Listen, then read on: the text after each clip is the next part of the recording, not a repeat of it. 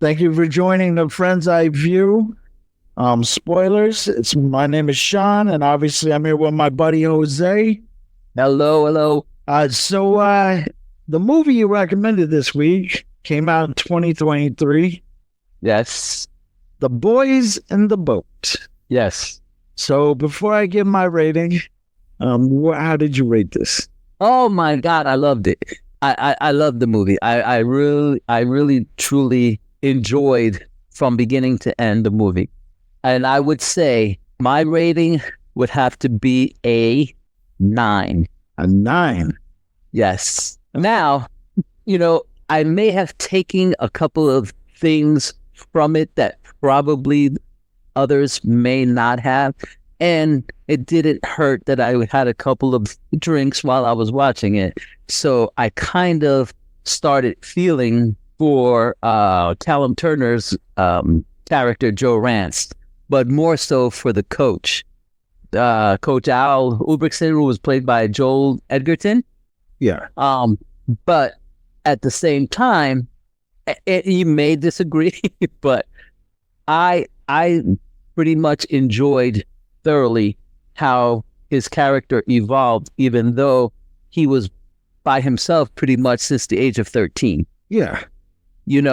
A lot of people could fold where his character, he chose to keep moving. He actually put himself through school. He actually put himself in a position where he was going to excel, even though he didn't have anyone there for him. No, absolutely. For me, okay, so I had to put it against my scale, right? Okay. As far as story goes, it was a great story. It was Okay. great dialogue, great characters. It all made sense to me. So unlike previous films that didn't do well, I wasn't tempted to look at my phone. I wasn't paying attention to the time. Okay. Now, it was a feel-good movie. Yes, indeed. So for me, feel-good movies aren't really my thing, I know you are more for the feel-good movies, which is probably, there's nothing wrong with it. Like, there's nothing wrong with that at all. We each have our taste in Of course. things. If my particular taste was feel-good movies, Yeah. it would definitely score much higher, but I had to put it to my scale. Did I consider it a perfect movie? I don't know what a perfect movie is. I don't think I'll ever give one a 10. Yes. Is it a 9? Is it something that if I needed to watch a movie, I would just search for? Probably not. Like I said, I do not do feel good movies. That isn't something that should be on Hallmark. It probably won major awards. It's the type of movie that would get that recognition. Like, it was done well. Director was obviously very good. George Clooney. Exactly. So is it an 8? Is it something that I would watch multiple times, like over and over again? And so probably not. Like I said, that's not my cup of tea. But if it were on, would I watch it? Absolutely. So in that case, I had to give it a 6 or 7. So I would probably round up to a 7 on it because it was Okay. it was so Fair enough. great. It was so greatly written. Like I said, it's a good movie. Like, you're going to watch it and be able to be immersed in it. Like, it makes sense enough, and it's not boring. So to the point to where you're like, look, I have to check my phone, or I have to look at the time. You could watch it completely without any of those issues. Obviously the protagonist is Joe. Joe was a good protagonist. He was the underdog, the ultimate underdog. Yep. His dad ditched him. Yep. And was like, when he ran into his dad, you saw him in the street, he ran into him, and his dad was like, you don't owe me anything and I don't owe you anything. So it's like, yeah. And then, Joe was behind on his His tuition is about to be dropped out of school, couldn't find a job. I liked how they made it realistic of the job scarcity, which I assume, and especially in that time frame, because you're talking the 30. This was what, 36? 36, yeah, 1936. 1936. So you got, I'm assuming in 1936, jobs were a little bit more difficult to get. Like you're probably not going to find a whole bunch of like, especially being a college student, because in a college student, you know, in today's world, you work in a car wash, McDonald's, Chick-fil-A, Walmart. You could do online businesses, freelance. I mean, you have so many options. But at 36, you just really didn't have that kind of options. They had the antagonist as the coach, as the antagonist. Because it's more of a feel-good movie, you don't really get the full clarity of the antagonist out of him, you know? Okay. So for me, that was a little unclear, but not because, it was just because the kind of the setup of the movie. It's not meant to be a real high stakes, you know, real struggly, like antagonist isn't like this bad person, you know? Yeah. The problem, I'm sorry. It's funny that you should say feel good movie, because that's the fourth line that I wrote on my on my notes. Yeah, no, good movie. And you're right. I do particularly like feel good movies, because especially when the underdog wins. Yeah. But I mean, you did kind of have a Davy Goliath setting, but it wasn't as in your face. It was more nuanced. Yes. Their problem is to get to the Olympics. That is the problem. Yeah. You know, I'm sorry. When he sees his father, how you mentioned his father, and he says, "You don't owe me nothing. I don't owe you nothing." And he was doing great after, you know, before he saw his father. But then when he saw his father, you know, he has feelings for him. And of course, you can see it. And then you can also see that his father also has feelings for his son, and probably regrets the decision that he had to make. Yeah, now you see that was a part of the midpoint. Yeah. The inciting event is he joins this boat team. Yeah. There's 1 in 8. 1 in 8 chance, you know? Yeah. There's only 8 people going to be on his team. And the way that they had it is you had, 100 people on the field, it looked like? Probably not that much, but, you know, there's a lot of people. Quite a few, at least 50, I would think. 50, maybe 60, because you had the numbers were like 47, 48. So I see those numbers. So at least 50, maybe 60 people tried out for that team. Exactly. So, you know, he overcame that. They even had a romance story. I did kind of like how they did the romance story, you know, because like... You liked it? Yeah, no, like... Okay, good. I mean, I liked it because I liked how they did it. Okay.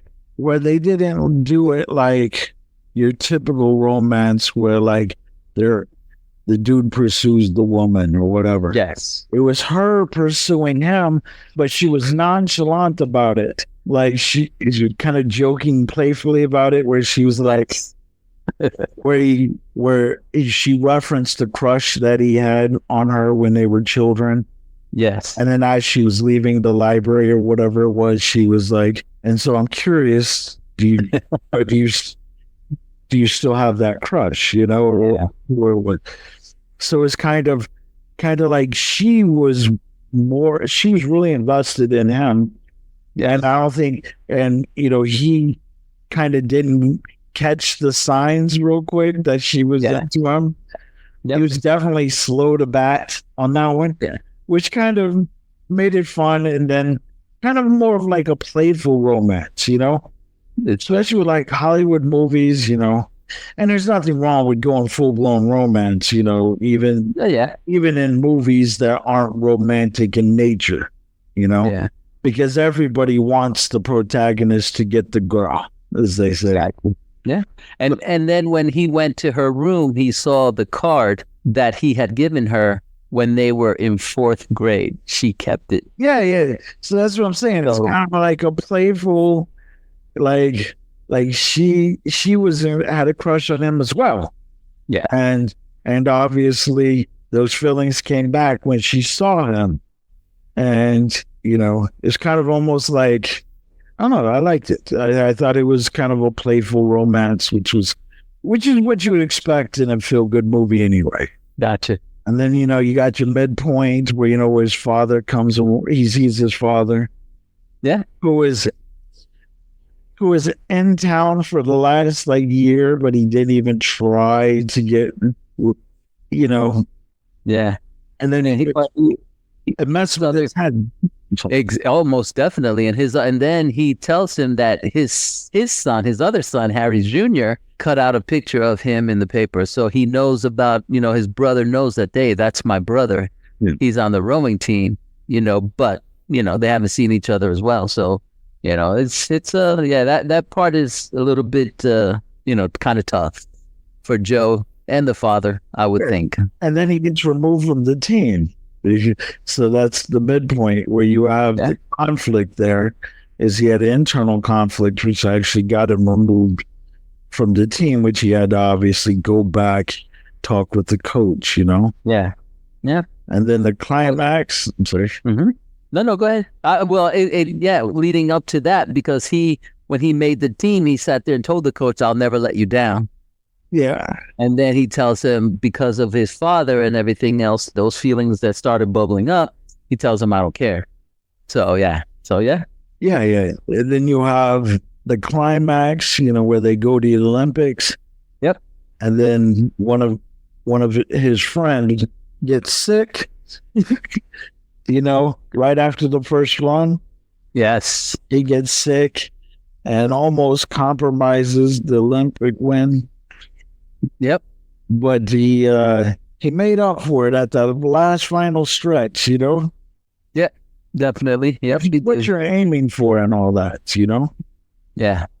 I like the fact of what happened at the Olympics, that it was a photo finish, so it kept us a little bit of suspense. Yeah. And just to see what the outcome was. And then I kind of got a kick out of, not only did America win and beat the Germans in that competition, but we also whooped Hitler's ass later. and they were, and I was curious about that scene, hosting it in Germany. Yes. And they were realistic about that, because I went and looked up what the Summer Olympics was in 1936, and it was actually in Berlin. Yeah. Yeah. So they made it, they went down, because at first I was kind of hesitant on the whole idea, because doing Olympics in 1960s Germany is definitely different than doing the Olympics in 1936 Germany. Oh, I'm sure. Yeah. Right. Meaning during the 36 to the 40s, a lot of bad things were going on. Yeah. And they were waving flags like this was, you were doing this in New York, with American flags, Yeah. Like it almost made the Nazi party or Nazi Germany seem normal. Yes, indeed. And so I'm like, that's kind of a risky one to do, because nobody rational normalizes those years of Germany. Sure. But it was pre them taking over or trying to take over the world. But almost there. But yeah, I understand wholeheartedly what you're saying. Yeah. When somebody's watching it, they're not paying attention to, was this pre. Yeah, they just know he's bad. Why would you do this movie? Yeah, I got you. And then I went back and I looked at it. I go, because typically you would put in stuff like that only if it was detrimental to the plot. Yes. But I went into it and I looked at it and I go, oh shit, we actually did the Summer Olympics in Berlin in 1936. So they were trying to be historically accurate. Yeah, exactly. To add a nuance to the film as if this was real. Mm-hmm. And obviously it's a fictional story. So like I said, I would say 7 max. I'd say 6.5, 7. Like I said, there's nothing wrong with the story. Yes. Just, I have to base it on my scale, You know the other kind of plot point that movie had that I kind of I kind of resonate with, but I don't resonate with at the same time, is the rich versus poor aspect of the movie as well, because Oh, I understand that one, but like at that time, that's how things were. Like in our 30s, yeah, and no, it was more of a hierarchical society when it came to social classes. Like in today's world, yeah, you still have that, but it's like, of course, there's millionaires and middle class, etc.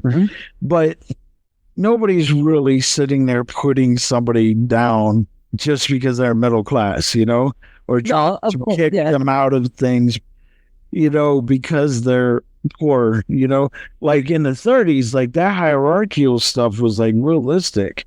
Okay. Where people would literally deprive you of circumstances because you weren't in a social class, That I understand, but to actually change the rules and say, hey, you have to come up with $5,000 in order to, go to Germany, even though you won the competition, which was that Poughkeepsie Regatta.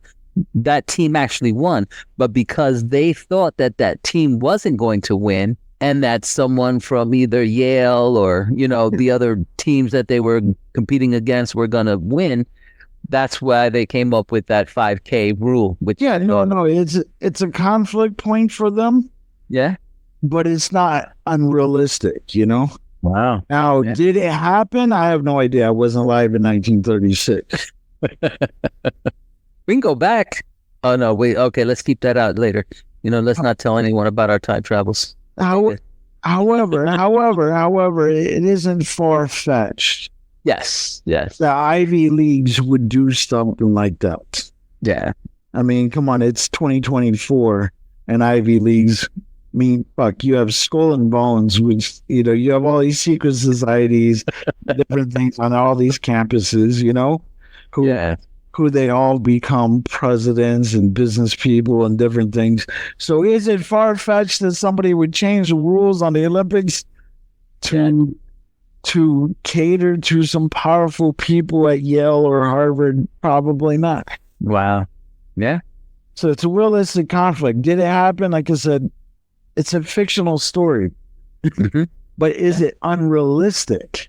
And it isn't unrealistic. It is realistic. Yeah, I thought. You don't think George Bush would change the Olympics rules to keep Ahmed out of the Olympics? Perhaps. Well, he would. He would take over Iraq to keep you out of the Olympics. Yeah, that is true. But yeah, I. So you just ask yourself, when you're looking at what a villain would do, just ask yourself, what would George Bush Sr. do? Yeah. Or George W. Bush. What would George W. Bush do? Or what would any politician do? Because obviously this is a political podcast, but we all know politicians are the enemy. So you just go, if you want to know what the villain would do, just be like, what would my local politician do?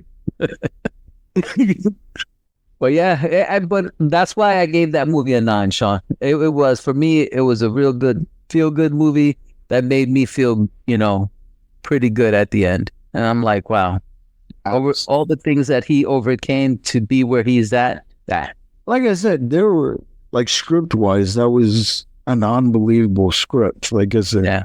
So it has to get like a 7 because it was written well. Everything was, like, there was nothing flawed about it, other than the fact that I'm not a feel-good movie type of guy, and I had to put it toward my scale. I got you.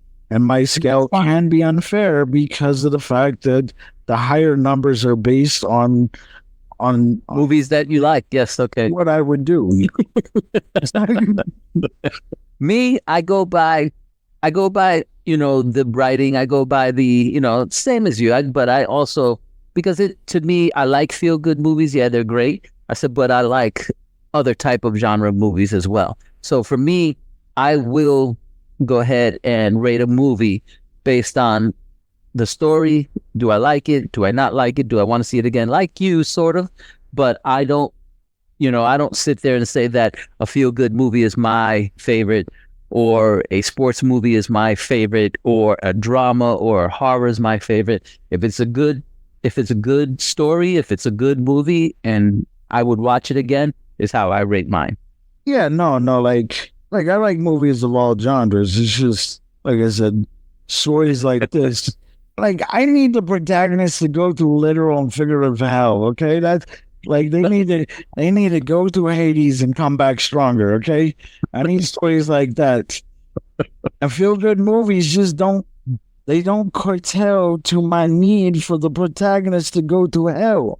Yeah, well, but I have to disagree because of the fact that my man was putting paper in his shoes because he had a hole in his shoe. Okay. So he was eating crackers. He chose not to eat because he saw someone else from the rowing team at the soup kitchen that he was about to eat at. Look. That's kind of going through hell when you're hungry and you have to fight for what you want. No, I'm not saying it didn't have adequate conflict. Gotcha. That it didn't have the high stakes. Okay. Sure. Okay. My only challenge with feel good movies is they don't stay high enough for me. I got you, my friend. I got you. Because we talked about the types of movies I've written. Yeah. And the stakes that those characters go through, these stakes, hell in comparison. Yeah, your characters, the stakes go through the roof. So, which is great. All right, buddy. All right, so next week's movie you get to pick. Absolutely. And I'll look at the list and we'll probably go down the next one. Sounds like a plan. All right, buddy. All right, have a great week. Bye.